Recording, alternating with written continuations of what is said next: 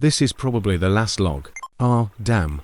Not like that. If anyone finds this video, know that I'm the last survivor of the MV Pride of the Seas. My name's Keith Woodward. I was the doctor on the cargo ship Pride of the Seas. Was the doctor. We were heading home from Japan, carrying 5,000 containers, crew of 12. Everything was on schedule until about 300 miles north of Hawaii. We picked up that passenger. That's when it all started. The first mate, Hicks, spotted. She was just bobbing in the waves off the port side. If it wasn't for that bright orange life vest, we might have missed her. A storm was brewing, and everything was grey: the water, the sky. Man, she was one lucky girl. When we got her on board, she was unconscious, but alive. No idea how long she'd been in the water. 2 days. 3. The guys helped carry her to the infirmary, where she came to. Said her name was Melissa, from Seattle. I tried to figure out what happened to her, but she had big gaps in her memory. Last thing she remembered was vacationing with friends in Hawaii. It happens, shock from a traumatic situation. I decided to examine her. Noticed a bloody bandage on her leg, right above the knee. I expected to see anything but that. At first glance, it looked like a regular cut, maybe from hitting something sharp. But when I got my tools to clean it, I saw teeth. What the hell? Tiny, sharp teeth, growing right out of the edge of the wound, like a real jaw. I touched them with my tweezers and I swear, the edges of the wound snapped shut, like it was trying to bite me. You hear that? Melissa suddenly asked. It's Callan. It's Callan. I listened, but didn't hear nothing except the steady hum of the engines. It's demanding I help it get out.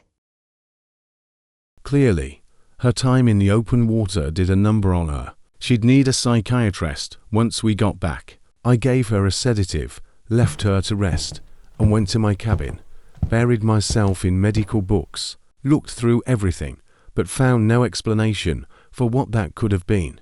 That's when I got a call to come back to the infirmary. Fast. First mate Hicks needed help. Son of a bitch. It hurts like hell. She attacked me. It was pure madness in the infirmary. Melissa was cowering in a corner, and Hicks was clutching a wound on his neck, screaming his head off. Let go. Let me look. I yelled at him. It was a bite. Took a chunk right out of his neck. Not deep, but nasty. While I was stitching him up, he told me he went to check on the girl, saw the weird wound on her leg. He leaned in to get a better look, and she just snapped at him. Jesus. It sounded like complete nonsense. I glanced at Melissa, who was now quiet, looking around all scared. You hear that? It's close. It's Callan for all of you. That was it. Time to declare an emergency. I told the captain we had 2 seriously injured men and needed to make for the nearest port, but he said a storm was coming, and he wasn't risking the cargo for 2 people. A few hours later, the captain regretted that decision, but it was too late. By then, 4 more crew members had wounds. Turned out the mouths that were popping up all over the sailors' bodies needed to be fed, otherwise they'd go looking for food themselves. Total panic broke out on the ship. I was just running around treating wounds, and I realized in horror that it wasn't just teeth showing up in M. When one of the sailors took his shirt off, I almost screamed. His back was covered in eyes soulless, black, like buttons. They weren't human, more like a shark's eyes. And all the infected started hearing a voice. It was Callan to M, ordering M to do things. I never figured out how this thing spreads, but it sure as hell ain't some germ or virus. Some guys weren't even bitten the captain, just cut himself shaven. And an hour later, a little eye was staring out from the cut. I was lucky so far, not a scratch on me. But by nightfall, things got really bad. We were right in the middle of the storm. The ship was being tossed around. Nobody was doing their jobs anymore. They were either looking for food for the mouths on their bodies or talking to the voice they were hearing. The scariest part was that the girl we pulled from the water that morning was gone, and then the lights went out. Instantly, we were in total darkness. The engines stopped, and I felt the ship slowing down. I don't know what killed the power. Didn't matter anymore. I just wanted out. So I bolted through the corridors to the top deck. A couple times I ran into crew members who'd lost their minds, eaten each other. In one hallway, First Mate Hicks came at me. He was screaming that he was hungry, that he had to feed all the mouths or they'd eat him. In the flashlight beam, I could see the mouths on his body, teeth clicking. I shoved Hicks away and kept running. I was almost on the top deck when something appeared right in front of me. A figure, covered head to toe in mouths. It looked at me with dozens of eyes, drooling. Master, this is the last one. He too will become part of you. Set a single mouth. A human mouth on this monster. And I recognized the voice, Melissa. It was her, or what was left of her. The thing lunged at me, and I ran for my life. And nowhere to run. Give your body to it. I heard. Right behind me. It was gaining on me fast. With my last bit of strength, I burst onto the deck and saw a stack of containers in front of me. I decided to hide. I broke the seal on one and scrambled inside. The heavy door shut behind me. I could hear heavy footsteps. Outside, the thing was looking for me. I moved further back. It seemed to get quiet. Then a huge wave hit and the deck tilted. I heard the restraint snap and everything turned over. A few seconds of free fall and the container hit the water. Immediately, water started pouring through the cracks. Damn it, I'm sinking. I rushed to the door, but couldn't open it. The water was rising fast, less and less air. Seems like this is it. My head got dizzy. I couldn't breathe, gasping for the last bits of air. This went on for a few minutes.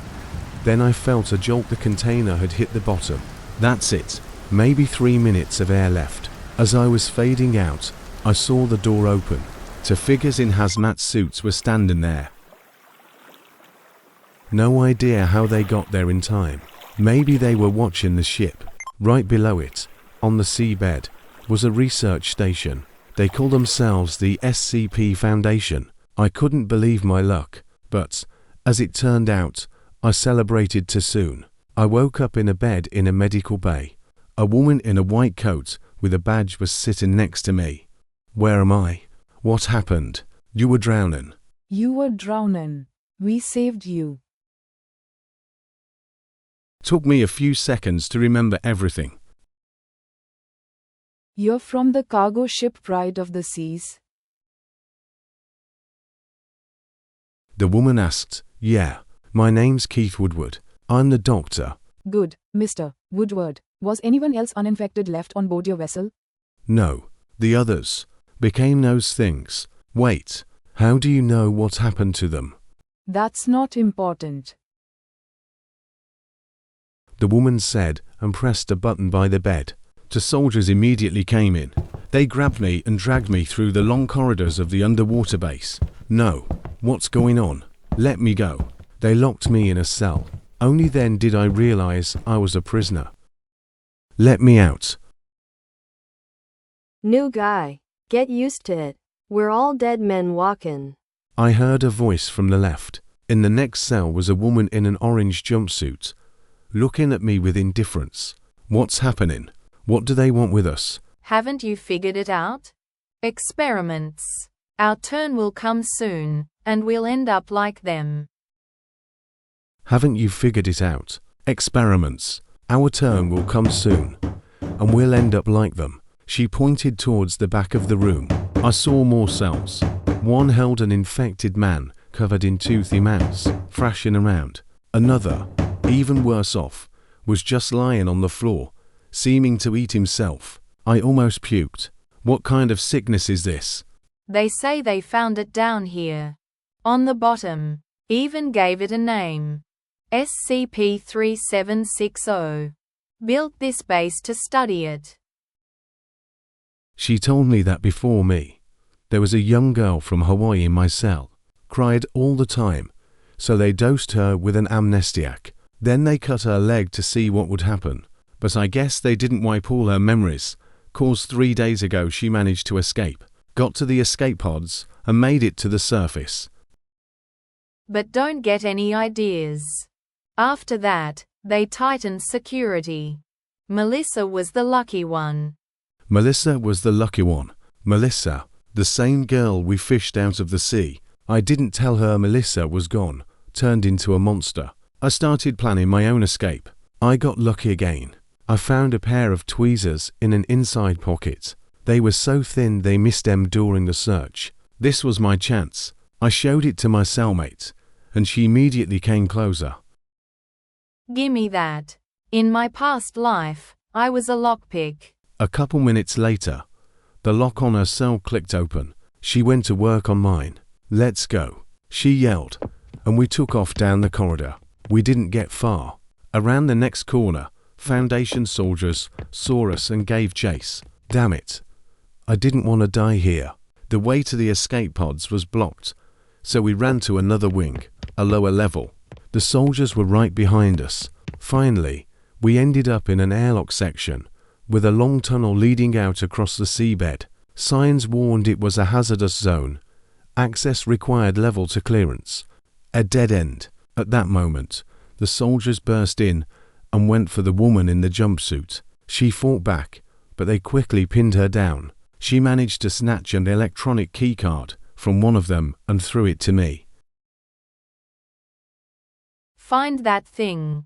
Get revenge for all of us. I didn't wait for them to get me. I swiped the card, opened the airlock, and ran down the lit tunnel. It seemed to lead towards some underwater rock formations. I was almost at the second airlock when I heard shouts behind me. Stop. Don't go in there. The soldiers stopped. They didn't follow me. In fact, they turned and ran back in fear. Hell, no going back now. I had to move forward. The second airlock had underwater research chutes. Figured it couldn't hurt to put one on. When the doors opened, I saw a natural cave going down, flooded with water. I dove in and swam forward. After a few yards, I saw a light and surfaced in a large cavern, a kind of air pocket. Research equipment was scattered around. And then, right at that moment, I heard a voice, right inside my head. I looked around terrified, and suddenly the cave walls came alive. Thousands of eyes were looking at me, toothy mouths grinning. It was all around me. I was right inside this thing. Become part of me. Release me into the world. The voice in my head was commanding me, and I felt like I couldn't disobey. Suddenly, I saw movement in one of the tunnels leading to the chamber. A huge creature, shaped like a man, but covered in mouths, emerged. Another one came from a different tunnel, blocking my way out. Submit. Give me your body. The voice echoed in my head again. In horror, I stepped back. Nowhere to run. Was I gonna end up like these freaks? Then I saw, at the far end of the chamber, a small dock and some kind of deep-sea submersible. A chance. I couldn't believe my luck and made a dash for it. I was almost there when one of those things dropped from the ceiling right in front of me. I didn't have time to react. A toothy mouth crunched down on my shoulder. I screamed and shoved the thing off. Ignoring the pain, I jumped into the submersible and got the hell out of there. The voice in my head kept telling me to come back. Don't think about it. Don't listen. Then the cabin filled with an alarm. A red light started flashing. Son of a bitch. Not now. The thing was faulty. Through the glass, I saw parts starting to fall off. Come on. Just a little further. Somehow, I made it out of the cave. And at that exact moment, the engines died.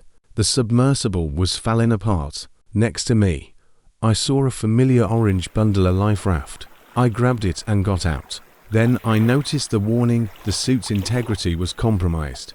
There were huge holes in the shoulder from the bite. It was filling with water, pulling me down. I quickly ripped the suit off, took a big breath, and swam up. I could see the surface. With my last bit of strength, I swam towards it, towards salvation, and I made it. I broke the surface, gasping for air. When I caught my breath, I realized I was alone in the middle of the ocean. I pulled the cord, heard the hiss, and the raft inflated. I collapsed onto it and passed out from exhaustion. That's how I survived. It's been 2 days now, and nobody's found me. No signal out here. I'm really hoping for rescue, 'cause my food's running out, and I gotta feed myself and all these disgusting mouths. I got infected after all. I'm scared. What's gonna happen when the food's gone? I really need those rescuers. The voice says they're pretty tasty.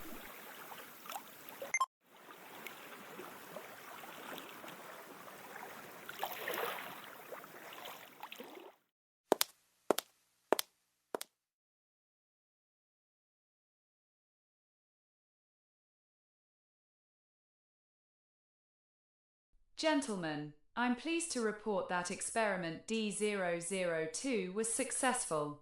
The subject was allowed to escape containment. A chase was staged, directing him to the cavern containing SCP-3760. Observation confirms infection is not bite transmitted. The subject began hearing SCP-3760's voice without sustaining any physical injury. It is possible the anomaly selects its host. Currently, he is at this coordinates. The cargo vessel Atlantic is on a course to intercept. They will meet in 3 hours, and protocol experiment D003 will be initiated. Soon, Keith Woodward will be ours again.